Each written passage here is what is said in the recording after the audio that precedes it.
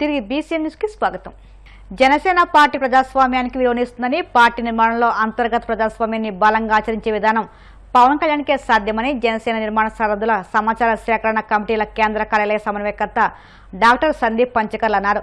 రాష్ట్ర వ్యాప్తంగా మొదలైన సమాచార సేకరణ ప్రక్రియను జనసేన పార్టీ కేంద్ర కార్యాలయంలో సమాచార సేకరణ కమిటీల సమన్వయకర్తలు మీడియాకు వివరించారు. ఈ సందర్భంగా సందీప్ మాట్లాడుతూ దేశానికి బాధ్యతాయుత నాయకత్వం అందించాలని, అది ప్రజాస్వామ్యబద్ధంగా ఉండాలన్నది పవన్ కళ్యాణ్ లక్ష్యమన్నారు. దేశానికి ఉత్తమ నాయకులను తయారు చేసే కర్మాగారంగా పార్టీని తీర్చిదిద్దుతున్నారని తెలియజేశారు.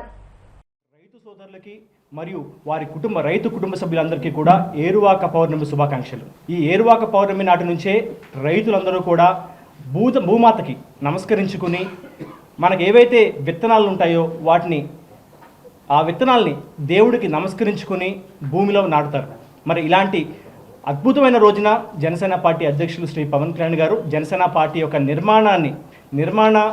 మనకి ఎవరైతే ముఖ్య నాయకులు ఉంటారో వీళ్ళందరినీ కూడా ఒకటిగా చేయడం కోసం ఈ కార్యక్రమాన్ని ప్రారంభించారు. కాబట్టి నేను ఈ సమాచారాన్ని పూర్తిగా మీ ముందు చేరవేసే ముందు రైతులకు సంబంధించిన మనకి ఆస్పీసెస్ డే కాబట్టి నేను మీ అందరికీ కూడా ఒక చిన్న కథతో నేను ప్రారంభిస్తానండి. మీ అందరికీ కూడా చైనీస్ బ్యాంబూ అనే ఒక చెట్టు గురించి తెలుసు.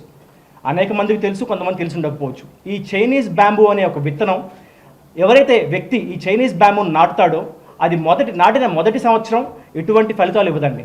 మొదటి సంవత్సరం అంతా కూడా వాటికి నీరు పోస్తానే ఉండాలి. రెండో సంవత్సరం నీరు పోస్తానే ఉండాలి. మూడో సంవత్సరం నీరు పోస్తానే ఉండాలి.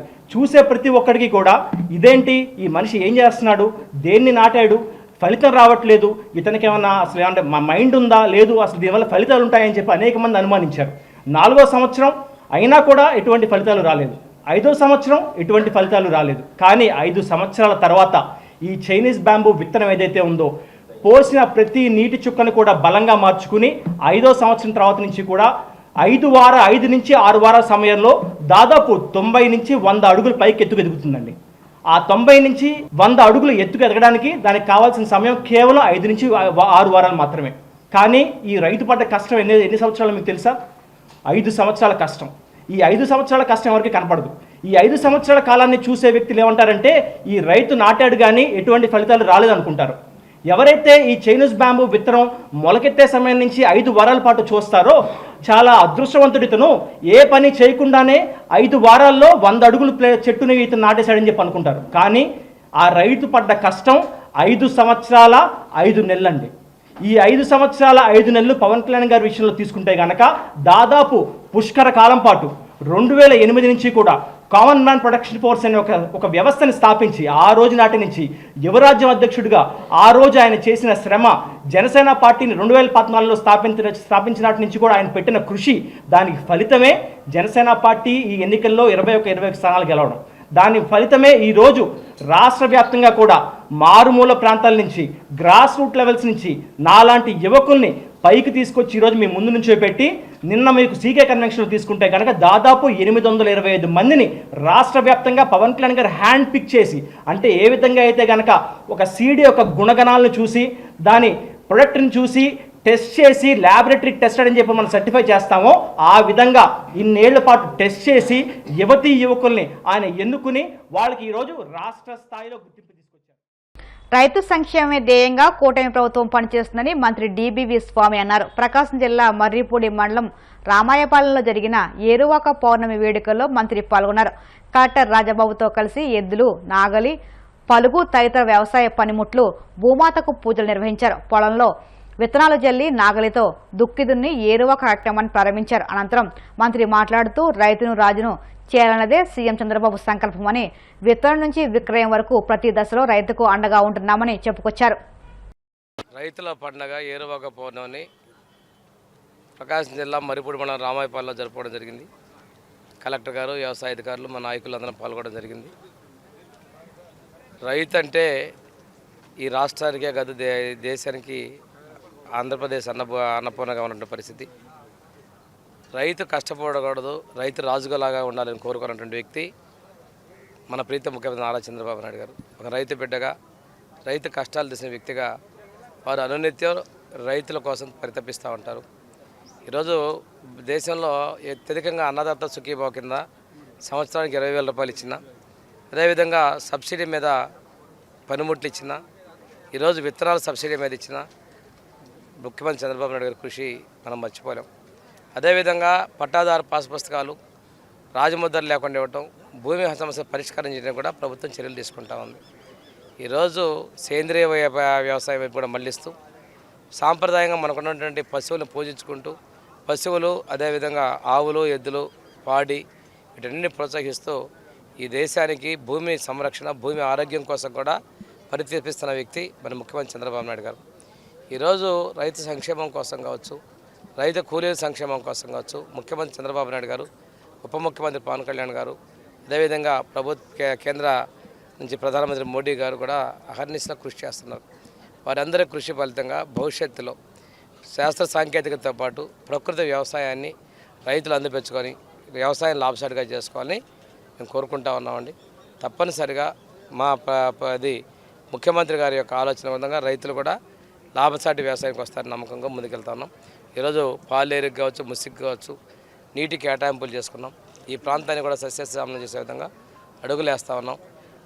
ఇంటిగ్రేటెడ్ హార్టికల్చర్ డెవలప్మెంట్ క్లస్టర్ కింద ముఖ్యమంత్రి గారు రాయలసీమతో పాటు ప్రకాశం జిల్లాను కూడా కేటాయించి ఈ ప్రాంత రైతుల సంక్షేమానికి వారి దిశ చర్యలని అది హర్షాన్ని, ఆమోదాన్ని తెలియజేసుకుంటూ చేయమన్నారు. రైతు నీ కష్టం తీరాలి అని అంటే కనుక పొలాన్ని పండించాలి, మనకున్నటువంటి కష్టాలన్నీ కూడా తీరుతాయని చెప్పేసి గంజి మూట కట్టుకుని నవధాన్యాలు పెట్టుకుని ఇల్లాలతో వచ్చి నాగలు పట్టుకుని దున్నడం అనేది అంటే కుటుంబం అంతా కూడా ఎంతో బాధ్యతగా ఒక దైవం, నేలంటే ఒక దైవంతో మనం చేసుకుని నా కష్టాలు ఈ సంవత్సరం అంతా తీరిపోతాయి దీంతో అనే ఒక నమ్మకంతో మనం చేసేటువంటి కార్యక్రమం ఇది.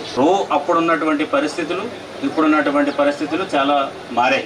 మీకు అప్పుడు వ్యవసాయానికి సంబంధించినటువంటి గైడెన్స్ అనేది లేదు, ఏ రోజు వర్షాలు వస్తాయో లేదు, ఎక్కడ మార్కెటింగ్ ఉందనేది మనకు తెలియదు, ఏ రకమైన వ్యవసాయం చేయాలనేది మనకు తెలియదు. ఓన్లీ ఆ రోజు వర్షం వచ్చిందంటే వర్షానికి పంట వేయడం, వర్షం లేదంటే పంట ఎండిపోవడం అనే పరిస్థితులు అప్పుడు ఉన్నాయి. ఈ 70 సంవత్సరాల్లో చాలా మార్పు వచ్చింది. ప్రతి మండలానికి ఒక అగ్రికల్చర్ ఆఫీసర్ ఉన్నాడు, ప్రతి విలేజ్కి ఒక అగ్రికల్చర్ అసిస్టెంట్ ఉన్నారు. సో అదేవిధంగా ఒక అగ్రికల్చర్ ఆఫీసర్, హార్టికల్చర్ ఆఫీసర్, తర్వాత అదేవిధంగా మైక్రో ఇరిగేషన్ సంబంధించిన ఆఫీసర్స్, వ్యవసాయానికి సంబంధించి ఒక మండలంలో సుమారు 10 నుంచి 15 మంది ఆఫీసర్స్ ఈ రోజు మనకి అవైలబుల్ ఉన్నారు. వీళ్ళందరినీ కూడా మనం సద్వినియోగం చేసుకోవాల్సినటువంటి పరిస్థితి ఉంది. రైతు తనకు తెలిసినట్టు ఎంచేదంటే నమ్మకం కలగాలి రైతుకి అని అంటే కనుక తన చేసి చూస్తేనే కానీ అతనికి నమ్మకం రాదు. సో ఎందుకంటే ఇప్పుడు మేము చెప్తాం ఆఫీసర్స్గా, ఇందాక పెద్ద ఆయన మాట్లాడుతున్నప్పుడు మాకు ఇదంతా దగ్గరుండి చెప్పాలి అని చెప్పేసి అంటున్నారు. జనసేన ఆవిర్భావం నుంచి పార్టీకి సేవలు అందిస్తున్న జన సైనికులు, వీర మహిళలకు తగిన గుర్తింపు కల్పించేందుకు పార్టీ నిర్మాణ సాధన సమాచార సేకరణ కమిటీలను ఏర్పాటు చేస్తున్నట్టు అనకాపల్లి పార్లమెంట్ నియోజకవర్గ పరిశీలకులు పెండం దొరబాబు పేర్కొన్నారు. అనకాపల్లిలో ఏర్పాటు చేసిన మీడియా సమావేశంలో ఎమ్మెల్యే కొణతల రామకృష్ణతో కలిసి ఆయన మాట్లాడారు. జనసేన అధినేత పవన్ కళ్యాణ్ సూచనల మేరకు కమిటీల ఏర్పాటుకు చర్యలు చేపట్టినట్టు తెలిపారు. పార్టీ ఆరంభం నుంచి నిబద్ధతతో పనిచేసిన నాయకులు, కార్యకర్తలకు కీలక బాధ్యతలు అప్పగించాలన్న ఉద్దేశంతో రాష్ట్ర వ్యాప్తంగా ఈ ప్రక్రియ చేపట్టినట్టు చెప్పారు. అనకాపల్లి పార్లమెంట్ నియోజకవర్గానికి 28 మంది సభ్యులతో కమిటీని ఏర్పాటు చేసినట్టు వెల్లడించారు. పోకడతో జనసేన పార్టీ అధ్యక్షులు ఒక కొత్త వరవడికి శ్రీకారం చుట్టడం జరిగింది. ఇంతవరకు ప్రజాస్వామ్యంలో మీద నుంచి కిందకి రావటం చూసాం, హైరార్కీ. కానీ ఇప్పుడు సాధకులుగా, అదేవిధంగా మీకు ఉద్యమిగా ఎవరైతే పార్టీకి కష్టపడి పనిచేశారో వారి ఆలోచనల విధానాన్ని తీసుకొని వారి నుంచి వారిలో ప్రతిభను గుర్తించి వారి నాయకులుగా తయారు చేయాలి, వారి నుంచి పటిష్టమైనటువంటి పునాదిని నిర్మించుకోవాలి పార్టీ అనే ఉద్దేశంతో వారు మంచి ప్రజాసేవకులుగా తీర్చిదిద్దాలి అనే ఒక బృహత్తరమైనటువంటి కార్యక్రమంతో జాతీయ భావాలు కలిగినటువంటి ఒక ప్రాంతీయ పార్టీగా జాతీయ తత్వాన్ని పెంపొందించి మీకు ప్రచారంలోకి తీసుకురావాలని, ఒక మంచి నైపుణ్యం కలిగినటువంటి నాయకత్వాన్ని తయారు చేయాలనేటువంటి ఆలోచనతోనే ఈ ప్రక్రియకు ప్రతి రైతు కూడా ఈరోజు ముఖ్యంగా వారు వ్యవసాయ కార్యక్రమాలు ఈ రోజు నుంచే కార్యక్రమం మొదలు పెడతా ఉంటారు. అటువంటి మంచి రోజున ఈ కార్యక్రమాన్ని మొదలు పెట్టాలనేసి అనుకున్నారు. అన్ని జిల్లాల్లో కూడా ఈ కార్యక్రమం మొదలవుతుంది. ఈ రోజు కూడా మన విశాఖ జిల్లాలో ఈ కార్యక్రమం ఈ రోజు నుంచి మొదలు పెడుతున్నామండి. సాయంత్రం 1 నియోజకవర్గం, అదేవిధంగా ఈ 3 రోజులు 3వ తారీఖు వరకు ఈ కార్యక్రమాలు జరుగుతాయి. మీకు ఆ డేటా ఇస్తాను, ఏ రోజు ఏ నియోజకవర్గం అన్నది మీకు ఇవ్వడం జరుగుతుంది.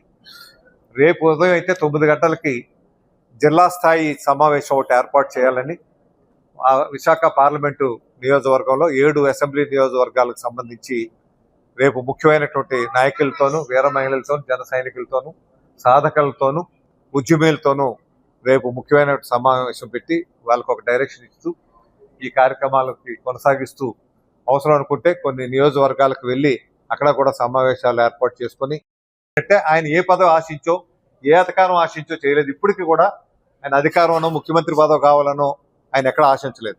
ఆయనకు కావాల్సిన సుస్థిర పరిపాలన ఇవ్వాలి, ప్రజలకు అందుబాటులో ఉన్నటువంటి ప్రభుత్వం రావాలి, ప్రజలందరికీ అన్ని కుటుంబాలు ఆనందంగా సంతోషంగా ఉండాలి, ప్రతి యువత మంచి ఉద్యోగ అవకాశాలు కల్పించాలి అనేటువంటి లక్ష్యంతోనే వారు ముందుకెళ్తున్నారు తప్పితే పదవి దాహంతోనో లేదంటే అధికారంలోకి రావాలి లేదంటే ఎప్పుడు ముఖ్యమంత్రి అయిపోవాలి అనే ఆలోచన ఎప్పటికీ కూడా లేదు. ఆయన ఖాళీ టైంలో పార్టీ గురించి ప్రచారం చేస్తూ పార్టీ గురించి కష్టపడి తిరిగినటువంటి వ్యక్తి ఇటువంటి అవకాశం వచ్చిందంటే ఇది చిన్న విషయం కాదు. ఇలాంటి సామాన్యులు చాలా మంది ఉన్నారు. ఎందుకంటే ఇక్కడ నాయకులు కార్యకర్తలు కష్టపడే ఒకటే.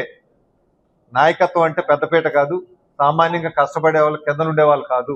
పవన్ కళ్యాణ్ గారి ఉద్దేశం ఎవరైతే మన గురించి కష్టపడి పలకి మోసారో ఆ మోసిన వారిని రేపు పలకీలో కూర్చోపెట్టాలనే ఆలోచనతోనే ఈ ప్రక్రియ అంతా కూడా చేస్తున్నారు. ఈ కార్యక్రమాలు జరుగుతూ ఉన్నాయి. అదేవిధంగా ఒక పంచాయతీరాజ్ తీసుకుంటే మా ఉప ముఖ్యమంత్రి గారు జనసేన అధ్యక్షులు తీసుకున్నటువంటి శాఖ గతంలో అయితే దేశవ్యాప్తంగా 26వ స్థానంలో ఉంటే మన రాష్ట్ర రేటింగు వీరు అధికారానికి వచ్చాక వీరి శాఖల నిర్వహణ తీసుకున్నాక దేశంలోనే నెంబర్ 1 స్థానానికి వెళ్ళటం జరిగింది. సుమారు 4000 కిలోమీటర్లు రోడ్డు ప్రక్రియ కార్యక్రమాలు చేయటం, అదేవిధంగా 13,360 గ్రామ పంచాయతీల్లో ఏకకాలంలోనే సమావేశాలు, 2% వెనుకబడి తరగతులు ఉన్నటువంటి రిజర్వేషను అది 33-34% ఆ రిపోర్టు బట్టి అది చట్ట సవరణ చేయాలి. చట్ట సవరణ చేశాక ఎన్నికలు వెళ్ళడానికి రెడీగా ఉన్నాం. వారి పార్టీకి చేసినటువంటి కమిట్మెంట్ ఏమిటి తీసుకొని ఒక రిపోర్ట్ కేంద్రానికి వెళ్తారు. అంతవరకే ఈ కమిటీ పరిధి. దీని తర్వాత పార్టీ నిర్మాణం గ్రామ స్థాయి నుంచి బూత్ స్థాయి నుంచి మండల స్థాయి లేదంటే ఇక్కడ వార్డు స్థాయి నియోజకవర్గ స్థాయి పార్లమెంటు స్థాయి కమిటీలు ఏర్పడడం, విభాగాలు ఏర్పాటు చేయడం, వీటి నుంచే విభాగాలు ఏర్పడడం. వార్తలు ముగించే ముందు ముఖ్యాంశాలు మరొక్కసారి. కూటమి ప్రభుత్వంలో రాయలసీమ అభివృద్ధితో దూసుకుపోతుందన్న మంత్రి బీసీ జనార్దన్ రెడ్డి. అభివృద్ధికి చంద్రబాబే బ్రాండ్ అంబాసిడర్ అని కితాబు. రావిపాడు గ్రామంలో ఉపాధి హామీ శ్రామికులకు భోజనాలు ఏర్పాటు చేసిన మంత్రి నిమ్మల. వారి కష్టసుఖాలను అడిగి తెలుసుకుని ఏ సమస్య వచ్చినా తాను పరిష్కరిస్తానని భరోసా. గత 5 ఏళ్లలో కడప స్టీల్ ప్లాంట్ నిర్మాణానికి ఒక్క ఇటుక కూడా వేయని ద్రోహి జగన్. తీవ్ర స్థాయిలో విమర్శలు గుప్పించిన ఎమ్మెల్సీ భూమిరెడ్డి రాంగోపాల్ రెడ్డి. దేశ రాజకీయాలకు జనసేన పార్టీ నిర్మాణం రోల్ మోడల్ అన్న సందీప్ పంచకర్ల. అత్యంత పారదర్శకంగా సమాచార సేకరణ కమిటీలు పనిచేస్తున్నాయని వెల్లడి. ఈ వార్తలు ఇంట్లో సమాప్తం. మరిన్ని వార్తల కోసం BCN digital YouTube channel, Facebook పేజీని ఫాలో అవ్వండి. అభివృద్ధి వార్తల కోసం ప్లీజ్ సబ్స్క్రైబ్.